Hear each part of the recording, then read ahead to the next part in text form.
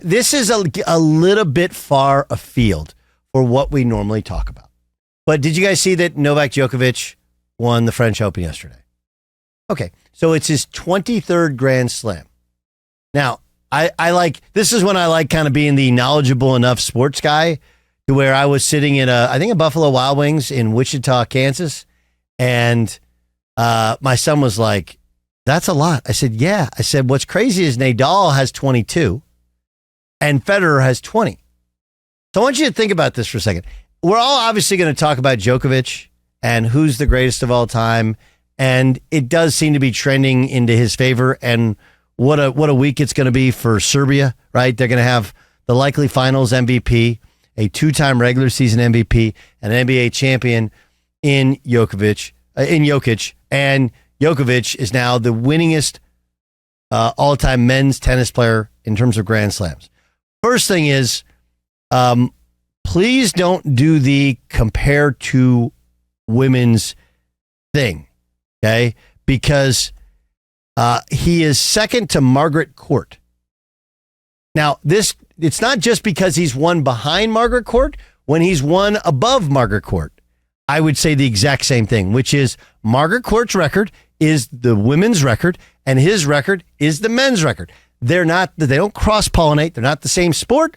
They're the same in sport only. They play fewer sets. And oh yeah, by the way, like there was, if you want to go into lesser competition from Margaret Court compared to, women's tennis day, you can do whatever you want with it. But I don't compare men's and women's records when they don't cross-pollinate and play against women. Mixed doubles, I would. That's the only one place in which you can.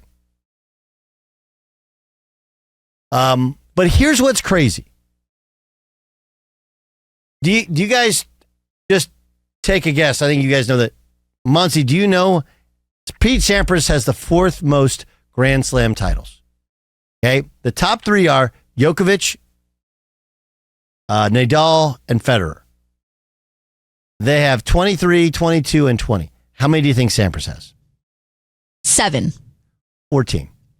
Okay. 14. So, but here's what's crazy. So Federer won his first Grand Slam title in 2003. So it's basically a 20-year span of these three. Right? My math okay? Okay. And we haven't yet gotten to, there's no Wimbledon yet. There's no U.S. Open yet. And again, if we're fair, we're honest here, you can take two Australian Opens. Djokovic would have won at least one of them. How do I know? Because he's won like 10 of the last 18 Australian Opens that he's played in, and the field didn't have Nadal and didn't have Federer. Okay. So if it's 20 years, you're talking 4 times 20. That's 80 tournaments. Okay. And we haven't played 2, 78. And he didn't appear in 2. Neither did Federer or Nadal. That's 72. Is it my math okay? Yes, my math's okay. No, 74. 74. So they have won a combined 65 Grand Slams in the last 75 Grand Slams they've all been in. Now, this strikes me as one of two things, and maybe both are true. One, the level of dominance of those three is obscene. 2, and maybe most importantly, how the hell can anybody else pick up a tennis racket and be modestly competitive with 3 different guys over the last 20 years? Think about that for a second. Like, again, I'm not diminishing their dominance. I'm just asking how in 20 years have 3 guys won, even if we say 80, we'll just go round it up. 65 out of 80 seems like it's an impossibility, but that's what it's been. I would say most of Nadal's have been on the French Open, right? So he's won the majority of them on clay. That's his big one, and I think he's got 14. Yeah, that's a lot on 14, on one. and he's missed several of those tournaments because of injury. Right, and what's it? It's Djokovic. Yeah, not you. Yeah, Djokovic has won 10 Aussie Opens. Right. Okay, but it's not. Huh? He's very powerful. Like his serve is dominating. I mean, so he's not as good at the French. Right. But they've all won the Grand Slam. They've all won the French. Federer is the one that's spread out the most, but the worst at the French. right? He's more dominant at Wimbledon, where he won 8 Wimbledon titles. Anyway, what was your question?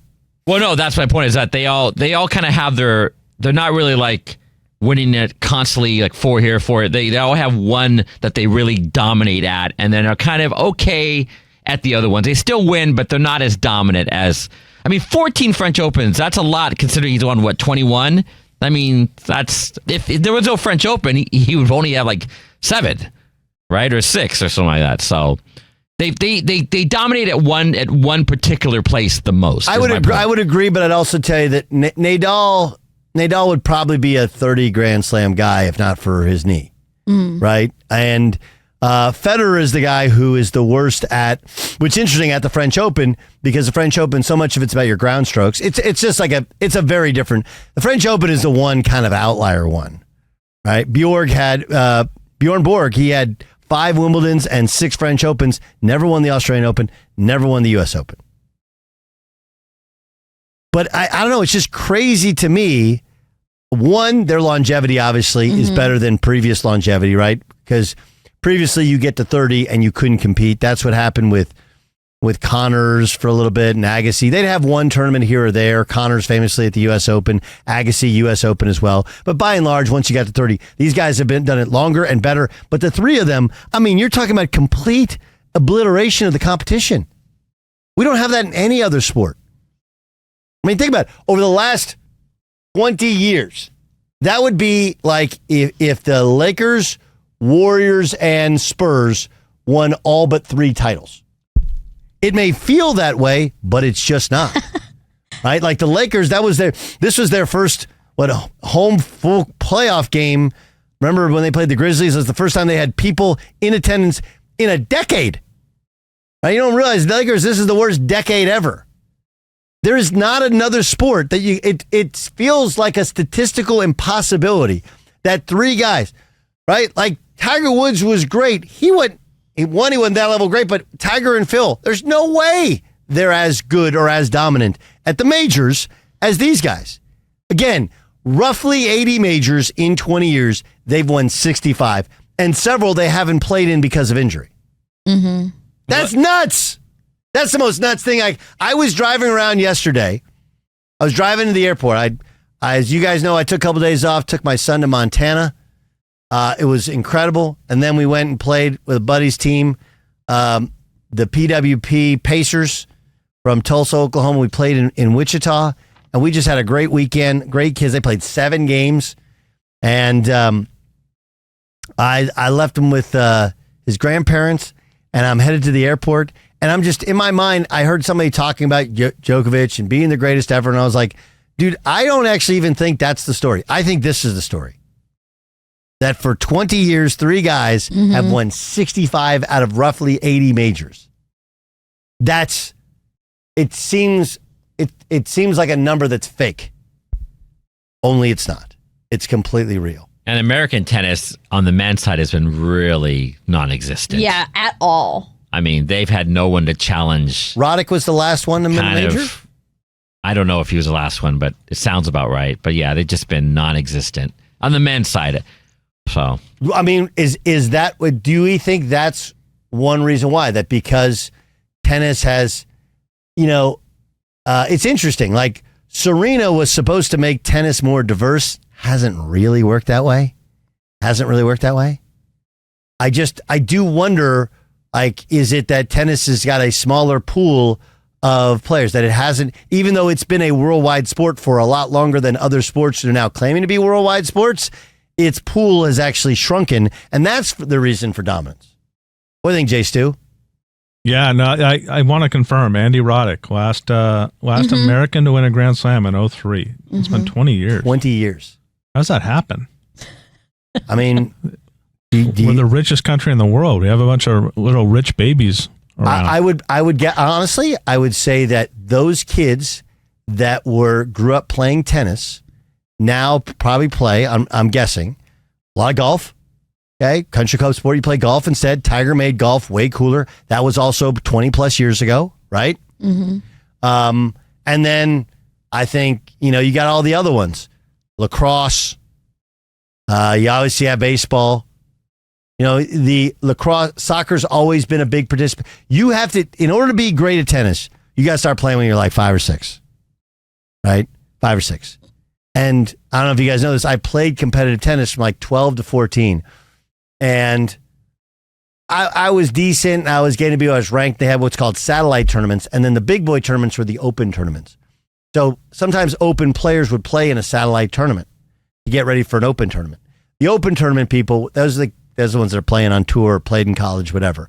And I had played for 2 years. And I never forget this. It was at Los Caballeros. You ever been to Los Cab in Fountain Valley? Great facility, especially for tennis.